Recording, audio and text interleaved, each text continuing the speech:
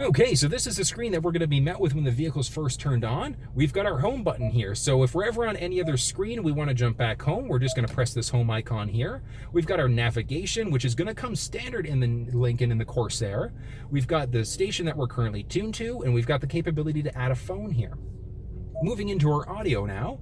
Sources, we can choose between our different active sources, so AM, FM, Sirius, Bluetooth. If our phone was connected, our phone would be showing up here, or if we had any other external MP3 players connected.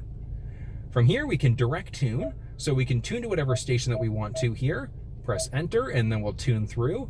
In order to be able to save a preset, also very straightforward. All we're going to do is go to the station that we want to tune to. We're just going to press and hold, and we've now got a preset saved. So we've got a couple pages there. We can add some more pages in our settings panel there.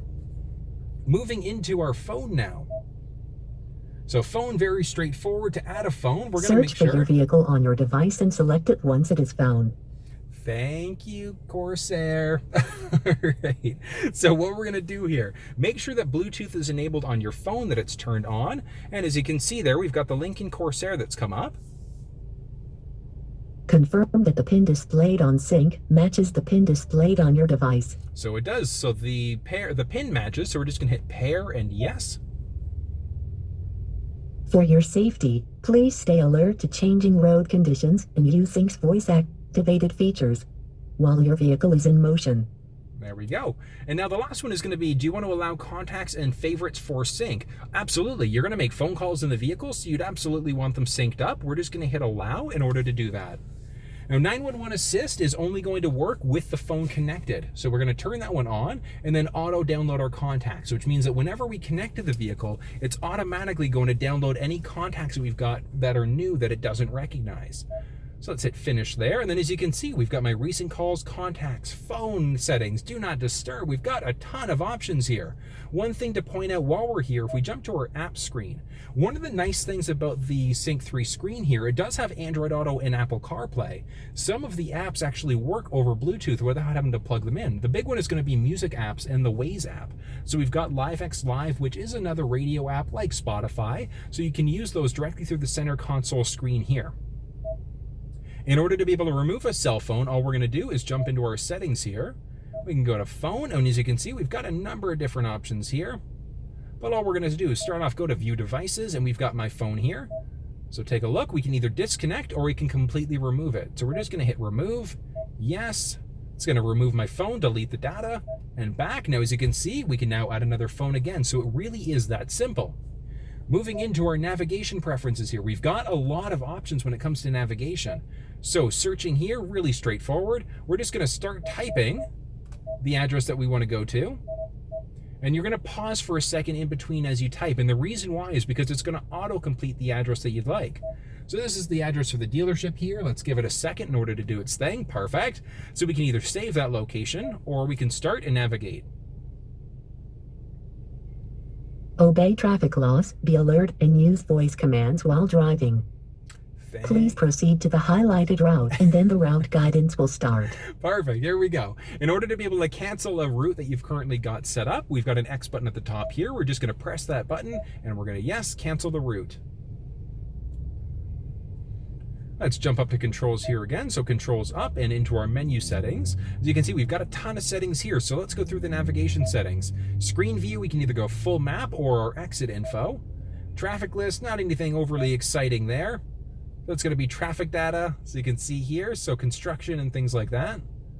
Navigation settings are going to be the big one here. So jumping into navigation settings, we've got map preferences. Big one to point out is going to be the point of interest icons. So that's going to be things like gas stations, coffee shops, things like that. If you want those to show up. Route preferences. Pretty straightforward. All we're going to do for route preferences, so we've got a couple options. So fastest, shortest, or the most eco-friendly mode. Scrolling down a little bit, the big one to point out in preferences here would be avoiding freeways, toll roads, ferries, tunnels, etc. So if you have a preference as you're driving, you don't want to go to toll roads, press the button here. That'll essentially avoid toll roads, whether you're on the 407 in Ontario, if you're driving throughout the States, whatever the case may be. That'll make sure that the road, the navigation settings that we set up, the route, I should say, will avoid whatever settings you'd like. Next one, or the last one I should say, would be our guidance prompts. Guidance prompts, we've got voice and tones, voice or tones. So that's essentially, as we're coming up to a turn, is it going to be a voice letting us know when the turn's coming up, or is it just going to be a tone? Matter of personal preference there. And back out again. Two more to point out are going to be our home or our work icons. So we can add a favorite for our home address. The benefit of doing that is that if we've got our home address saved, all we have to do is press the voice command button on the steering wheel, and that's going to automatically navigate home if we say navigate home. So that's one of the big reasons why you want to have those settings saved inside of the vehicle here.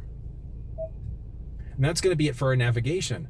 Moving into the app screen again, because my phone is now disconnected, that LiveX Live went away, but this is where all of the apps that are enabled on your phone are going to show up as well, as long as they can be mirrored onto the console screen here. Into our general settings now, we've got a ton of options. First one is going to be sound, so we can change out the treble, mid-range, bass, those types of settings there. Change out the balance and the fade. Now, one thing to point out, the vehicle does have the upgraded Revel audio system. So looking over there, we've got a number of speakers throughout the vehicle. It is a 14-speaker system, and it sounds really, really good when it's turned on. Let's crank it for a second here.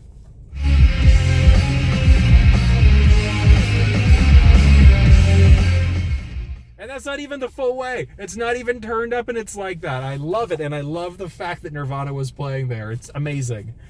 Jumping back here, we've got our clock settings now. So clock, we can adjust as necessary here. It is going to be in our 12-hour time as a default, or we can switch it out if you prefer that military 24-hour clock instead.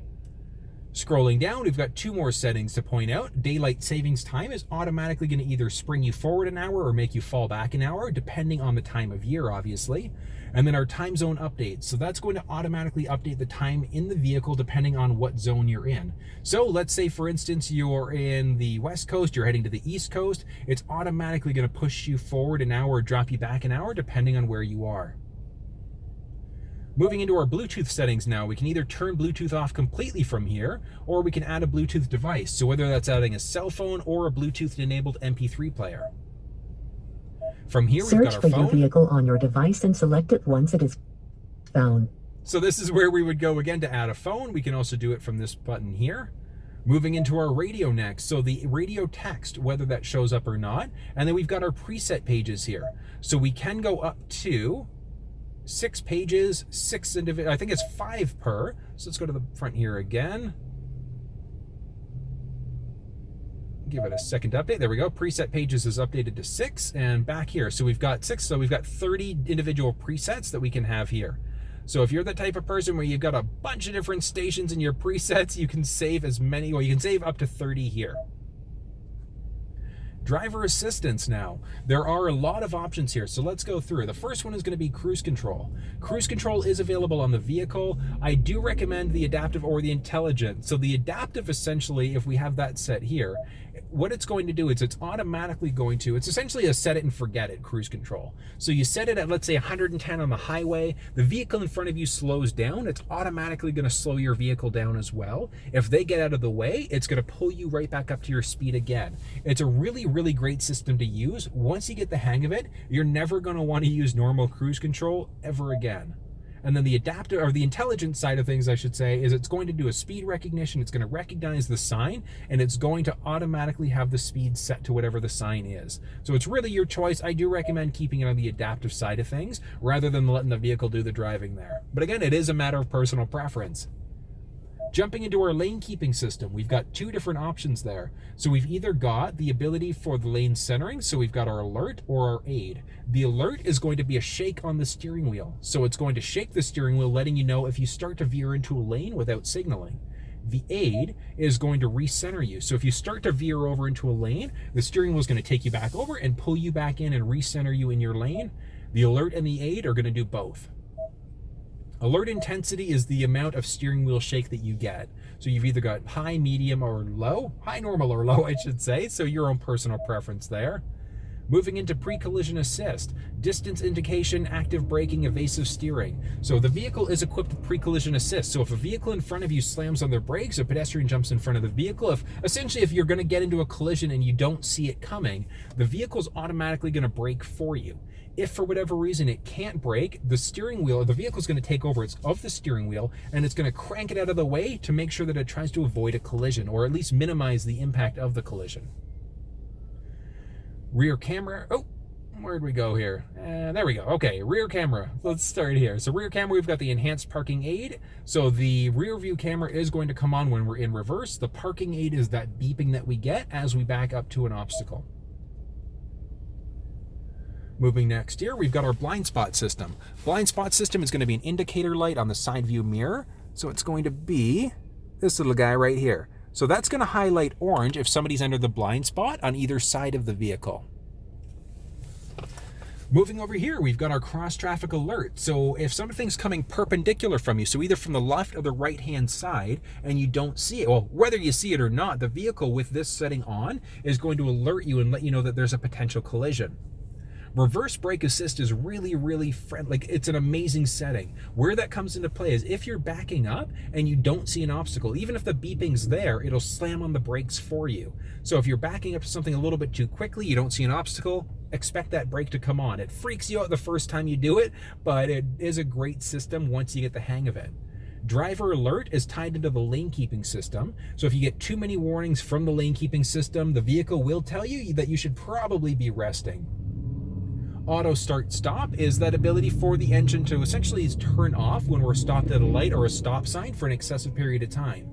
The vehicle will choose when to turn off. It's not up to you. It's the vehicle's decision. It doesn't happen all the time either. It is occasional. Auto hold is a really neat setting. With auto hold on, if you're stopped at a light, completely stopped, and you take your foot off the brake, it's going to hold the vehicle in place. And then traction control, obviously for wintertime driving, we can turn that on or off as necessary. Next up, looking into some vehicle settings here. So we've got the ability to max for a certain amount of time. Easy entry exit, we can either turn that on or off. And that's going to be easy entry exit essentially for the key fob here, which is kind of neat. The Mikey, pretty straightforward. So the Mikey setting essentially allows you to set a key fob to have certain settings for the vehicle. So the big one for the Mikey is going to be if you want to max out the speed so people can't go faster than, let's say, 110 kilometers an hour, you can set that up for an individual key fob. Really straightforward. Refer to the owner's manual, I should say, in order to figure that one out. Serial number, remote start setup as well. So if remote start is on, we've got the system turned on right now. When you remote start the vehicle, what happens? So looking at climate control to start here. So with our climate control, it's either going to be our auto or our last settings. With auto, the vehicle is automatically going to determine what the cabin temperature should be. Whereas in our last setting, it's going to take the last setting before the vehicle is turned off. So a matter of personal preference there. Moving into our seats and wheel, when remote start is activated, is the wheel automatically going to be adjusted, and are the seats, the heated and cooled seats, going to turn on as well? So it's a matter of preference there. And then how long does the remote start turn on for? Is it going to be for 5, 10, or 15 minutes? Moving back and scrolling down now, so we've got some settings for the windows. So we can use the key fob in order to remote open or close. Let's take a peek and see how that works. To use the key fob in order to roll the windows down, what we're going to do, in order to roll them down, we're going to press this unlock button 3 times, and then we're going to hold it on the 3rd. So we're going to go 1, 2, and press and hold. As you can see, the windows are going to roll down there. And then same thing, if we want to roll them back up, we're going to take that lock button, we're going to press and hold, we're going to press it 3 times. On the 3rd one, we're going to hold. So 1, 2, and press and hold.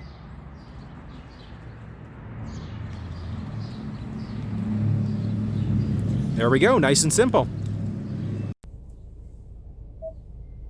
And from here, we've got our wiper settings now. So courtesy wipe is going to essentially wipe the windshield once when the vehicle's turned on. I don't recommend keeping that one on, just keep it off for now. Big reason is going to be in the winter time. If there's ice all over the place, the last thing you want is for the wipers to try to go when it's covered in ice. This is not a good thing. Rain sensing wipers, it's automatically going to adjust the wipers accordingly. You can use the stick off to the right hand side of the steering wheel in order to adjust how quickly it goes. But again, I just say leave the rain sensing wipers on, let the vehicle do the work for you. And then we can turn the reverse wiper, so the wiper on our rear window, I should say, we can turn that off. Last up is going to be our power liftgate, so we can either enable or disable the switch on the back of the vehicle. And a couple more here. So we've got our lighting now. So as this loads up, so auto high beam, I do recommend keeping that one on. And the reason being is because the auto high beam essentially is going to turn the high beams on or off as necessary. So you don't have to do anything for it. It's automatically going to turn them on if it's too dark, and it's going to dim them as it senses an oncoming vehicle. Welcome lighting is going to be that Corsair lighting that we get on the outside of the vehicle on the left and the right side. Essentially a Lincoln logo, just showing that as you come up to the vehicle there. And the auto lamp delay, how long do the lights stay on after the vehicle's locked? Is it going to be 10 seconds, 20 seconds, 120 seconds, or instantly off? Our locks here.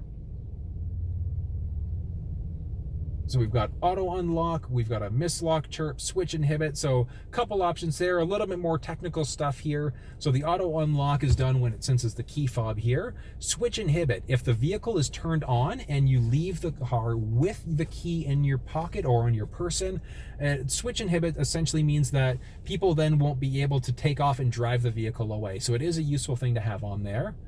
And then remote unlock, what happens when the vehicle is unlocked? Do all doors get unlocked, or is it just the driver's door? Matter of personal preference and safety there. And then intelligent access, same idea, is it's going to recognize that the key fob is close in order to unlock the vehicle. Our mirrors here, so our auto fold with that on, when we lock it, it's going to automatically fold the side view mirrors in for us.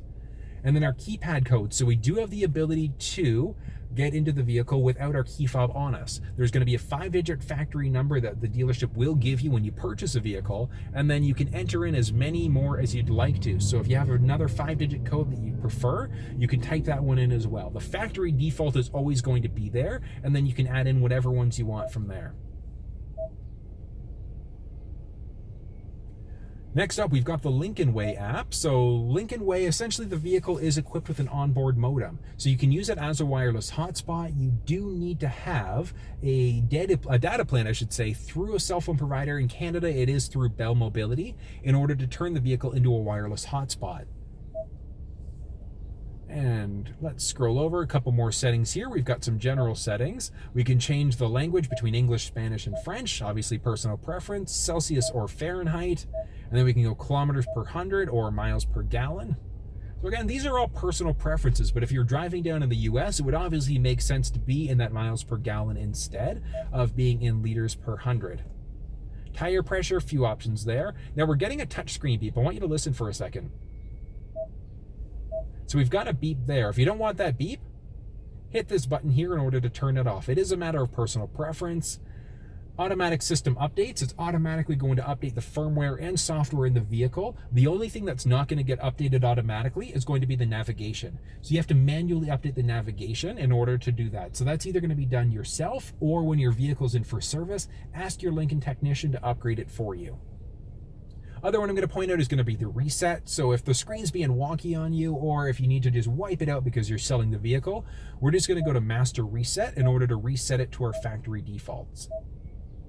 Wi-Fi, so Wi-Fi, you do need to have the Wi-Fi turned on in order for the automatic updates to work.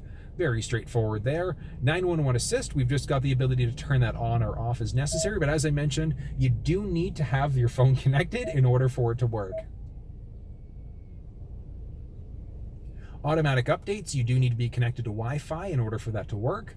Jumping into our mobile apps here, so we've already been to that screen. Your phone does need to be connected in order for the mobile apps to work. Display, now we've got some options. We can completely turn the screen off, pressing that button to turn it on, or we can have a slightly different look in the calming screen there. There we go. A little bit too quick on the draw there. Let's give that a second. Jump back into settings and display here. We can change the background look and then our mode. So we can either switch between daytime, nighttime, or auto.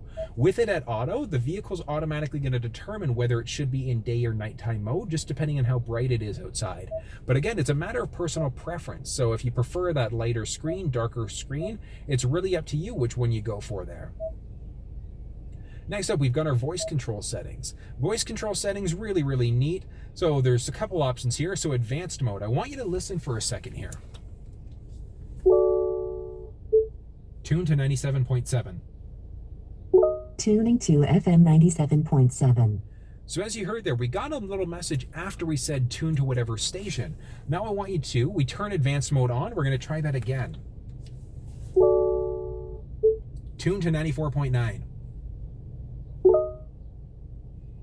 There we go. So it has changed stations, but with advanced mode on, we don't get as many prompts. So it's a really, really cool system to have turned on so we don't get as many prompts from the computer here.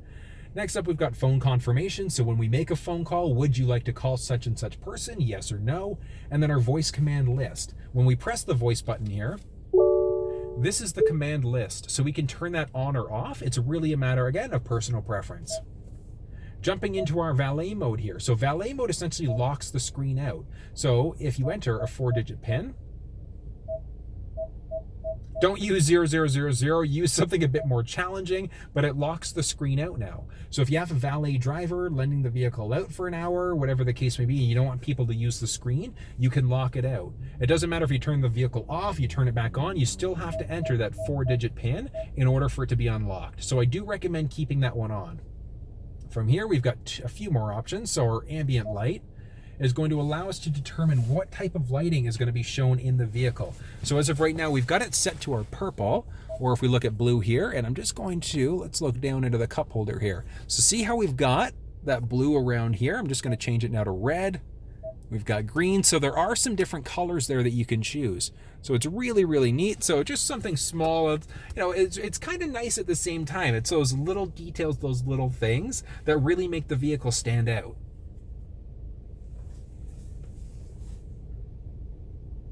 Okay, and let's jump back here. And now we've got, so again, back into our navigation settings. We've already covered off the navigation settings when we went to the nav menu here. And a few more to point out, we've got our driver and passenger seat. So that's going to be how we adjust our lumbar support. So if we look, let's just switch to the passenger side for a second here. So we've got that button there, again, same spot on the driver's side, but what that's going to do is that's going to allow us to adjust our lumbar. So we're just going to press and hold in order to be able to adjust the lumbar to your liking there. Once you've got that, just exit out of the screen or give it a minute, it'll automatically go away. Personal profiles you can have set up so that they're tied to the key fob. Very, very straightforward in order to do that. So you can set it up there. Again, pretty straightforward. And that's going to be the Sync3 screen in a nutshell. So as you can see, it's beautiful, it's gorgeous, it's a huge screen, and there are a ton of options.